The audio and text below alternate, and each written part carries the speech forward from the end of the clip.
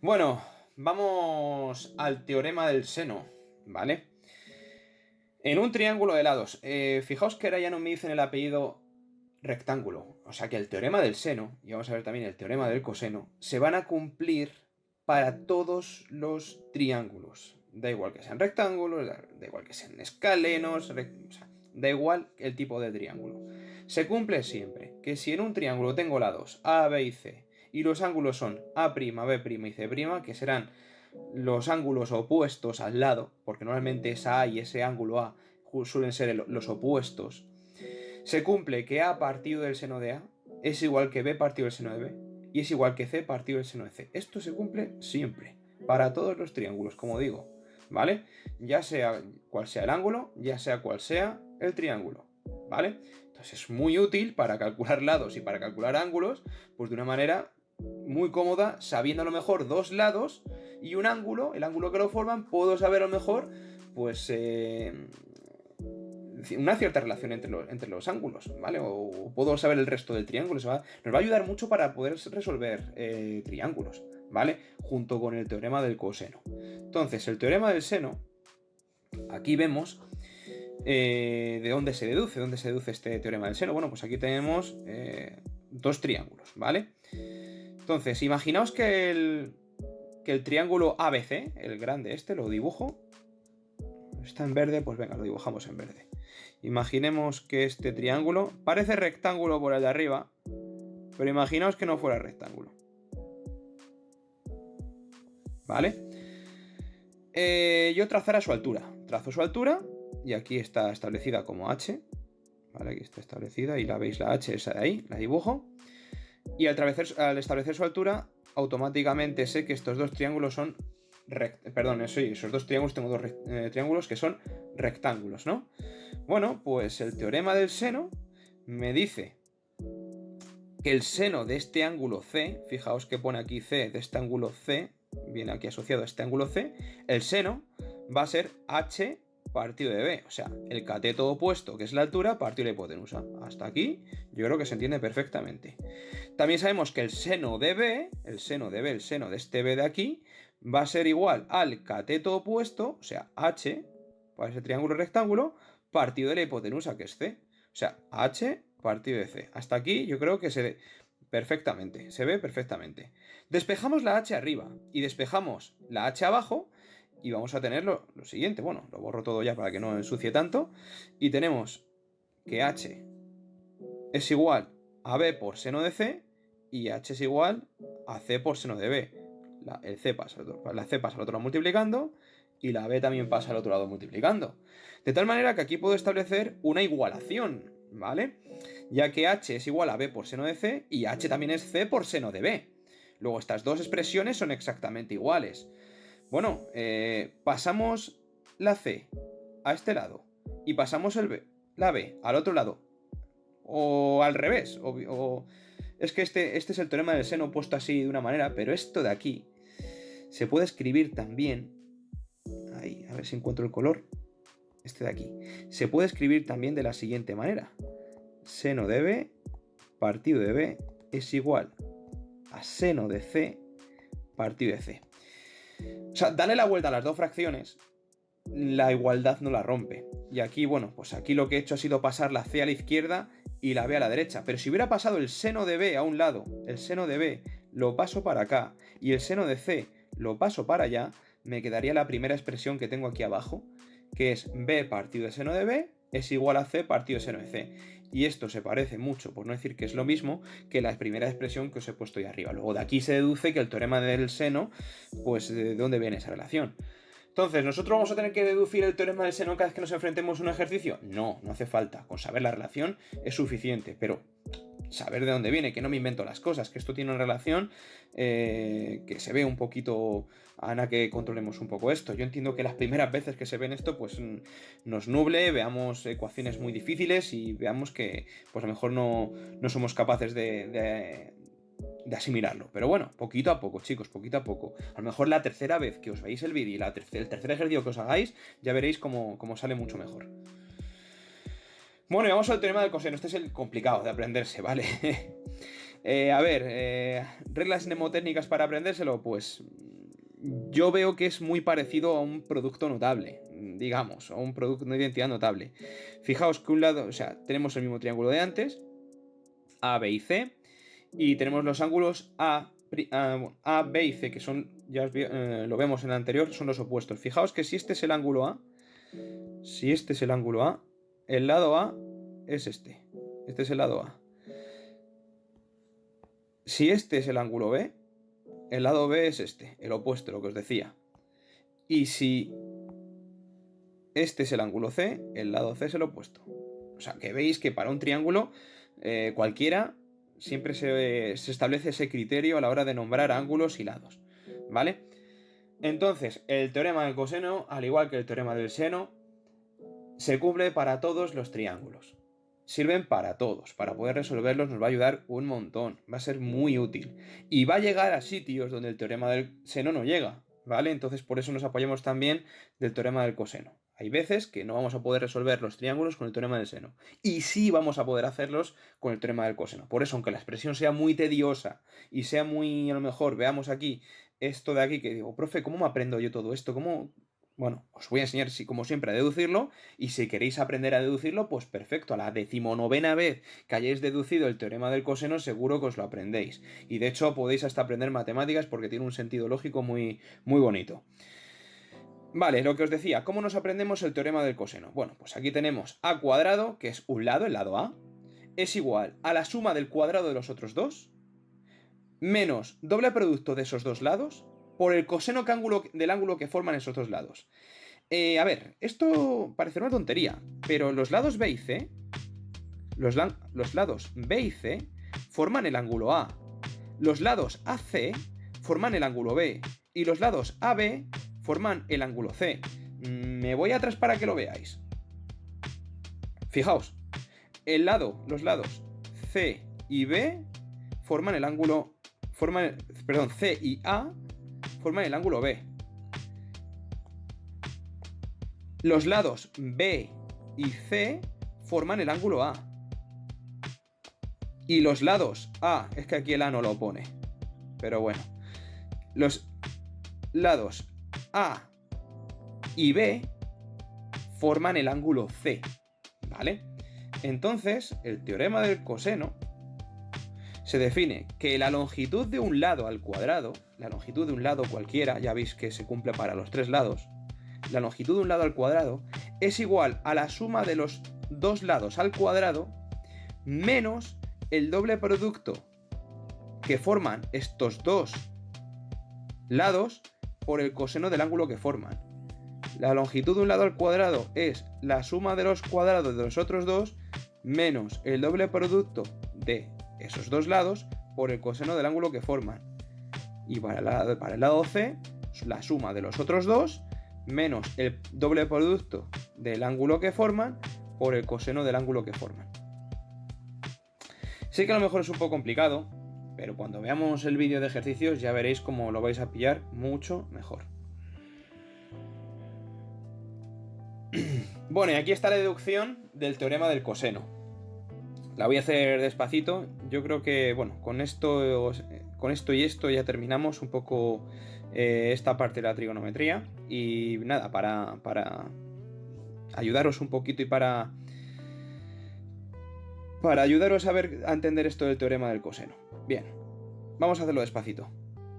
Bien, tenemos aquí un triángulo, no tiene por qué ser, como os digo, rectángulo.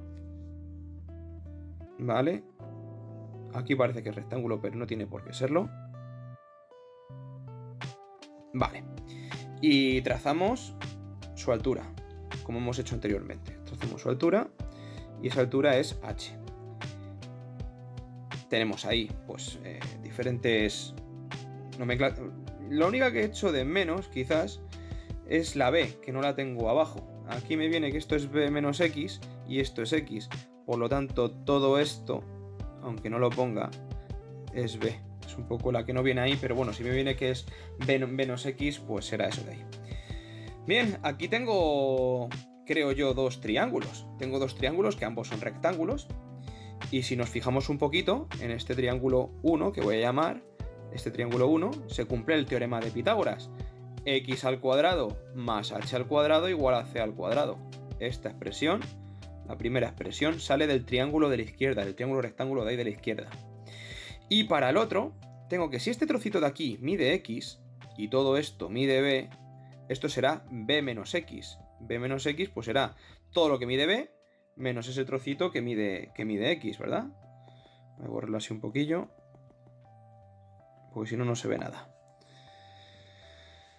Entonces, esta hipotenusa va a ser igual a este cateto al cuadrado más este cateto al cuadrado. Fijaos que aquí está un cateto, el otro cateto al cuadrado y eso va a ser el valor de la hipotenusa.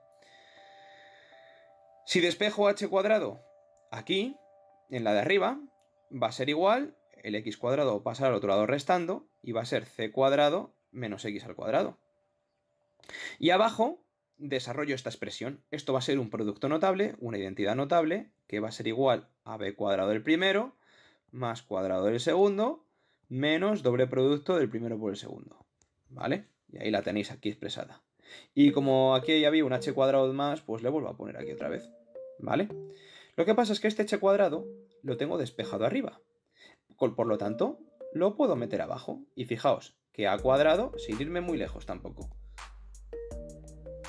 a cuadrado va a ser igual a b cuadrado más x al cuadrado menos 2bx, hasta aquí exactamente igual, más h cuadrado. Pero es que h cuadrado, como lo hemos despejado en la ecuación de arriba, va a ser c cuadrado menos x cuadrado. Así que tenemos que esto es h al cuadrado. Hasta aquí yo creo que se ve bien.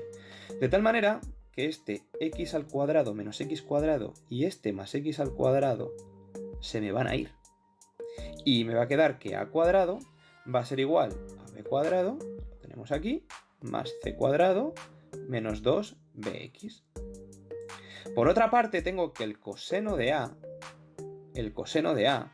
es igual, si lo veis aquí un poquito, el coseno de a ver, lo voy a poner otro color.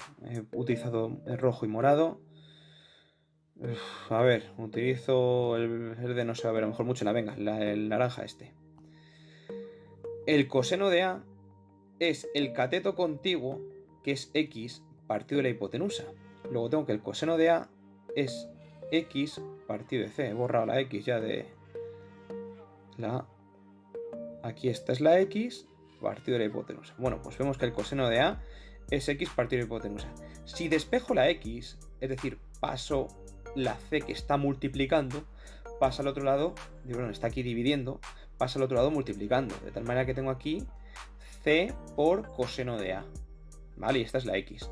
Si esa x la sustituyo aquí arriba, fijaos, me va a quedar que a al cuadrado va a ser igual a b al cuadrado más c al cuadrado menos 2b y la x es c por coseno de a. Bueno, pues esta es la deducción. Sé que es una deducción bonita, es larga y es difícil de entenderla, así como quien dice. Pero la primera vez. Yo os invito a que esta deducción os la hagáis varias veces. La veáis, o sea, sé que... A ver, también cuando explican las cosas despacito y tardas mucho tiempo en explicarlas, parece que es muy largo, pero creedme que es que no llega a media hoja de un papel. No sé si veis esto, o sea, que no es tampoco de lo más gordo que hay en matemáticas, solo que cuando lo repasas despacito y dedicas mucho tiempo a ello, pues parece que es un poquito más complejo, pero de verdad que la primera vez es difícil, la segunda y la tercera también lo pueden ser, pero ya a partir de que lo veamos muchas veces, luego no lo es tanto, ¿de acuerdo?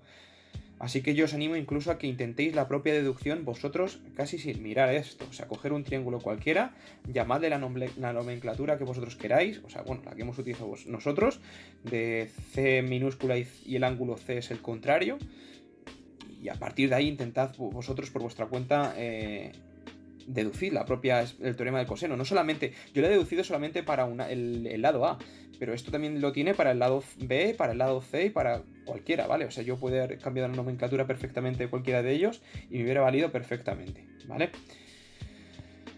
Bueno, y por último vamos a Bueno, vamos a utilizar estas dos expresiones que no... En este caso no voy... O sea, no voy a indagar mucho más en la deducción de cada una de ellas, pero podemos establecer las longitudes y las áreas longitudes, áreas y volúmenes de diferentes figuras en dos dimensiones, como en este caso un polígono regular de X lados. Y nos dicen que el radio y la apotema, sabemos lo que es el radio, que es la distancia de un vértice al centro de la propia figura, y la apotema es la desde la mitad de un lado hasta el centro. Se pueden expresar en función del número de lados de esa figura y de la longitud de cada lado L, como lo tenéis ahí, ¿vale? El radio y en este caso la apotema se pueden deducir, se pueden expresar hacer una expresión en función de lo que tenemos ahí adelante. La R es igual, el radio es igual a la longitud de un lado, partido de 2, seno de 180 partido de n. Y por otro lado la apotema es la longitud partido de 2, la tangente 180 partido de n, ¿vale? La utilizaremos a lo mejor de apoyo para algún ejercicio y tampoco lo quiero deducir porque ya bastante deducciones tenemos con el teorema del seno y el teorema del coseno. Si no sabéis muy bien esas dos, prefiero que os sepáis bien esas dos deducciones antes que la del radio y de la apotema, porque incluso se pueden ver en cursos superiores y tampoco tiene... O sea, tiene una aplicación práctica desde luego, pero luego no lo es tanto en los ejercicios como la del teorema del seno y el teorema del coseno, que son muchísimo más importantes, tienen mayor peso. Y el área de un triángulo, que se puede establecer también, en este caso, como un medio de A por B, A es la apotema y B es el lado de un triángulo. Es que aquí formamos, aquí no se ve a lo mejor muy bien, pero aquí estamos formando un triángulo rectángulo. De tal manera que el área de ese triángulo va a ser un medio de la apotema por B, que es lo que mide la base, por el seno del ángulo que forma ese trocito de aquí, ¿vale? Este trocito de aquí. Sabemos medir también, el año pasado vendría como sacar, por ejemplo, el área de un polígono regular se definía como perímetro por apotema partido de 2, ¿no? Pero bueno, esta parte del tema, esta última parte del tema la veremos más a un nivel práctico y tampoco lo vamos a dedicar un excesivo tiempo porque ya os digo que esto es, digamos, no es tan importante como lo puede ser teorema del seno o teorema del coseno. Bueno, pues hasta aquí toda la trigonometría. Sé que no es poco, sé que es un tema que suele atragantarse y sobre todo porque es nuevo, ¿vale? Luego en sí no es tan difícil y como todo hay que estudiarlo. Yo os invito a que lo estudiéis, que os animéis, que pongáis en los comentarios las dudas que podáis tener. Y lo que voy a hacer siempre, ya sabéis que una vez que yo explico algo de teoría, es resolver ejercicios. Entonces, con esto, con cada uno de los vídeos de trigonometría que he hecho, va a ir adjuntado otro que va a ir asociado a ejercicios y son los que vais a tener que ir haciendo para practicar ejercicios parecidos o que vais a tener que practicar de cara pues a que podáis examinaros o al propio conocimiento, que es al fin y al cabo lo que queremos, ¿vale? Pues nada, hasta aquí este tema. Un abrazo muy fuerte y cuidaos mucho.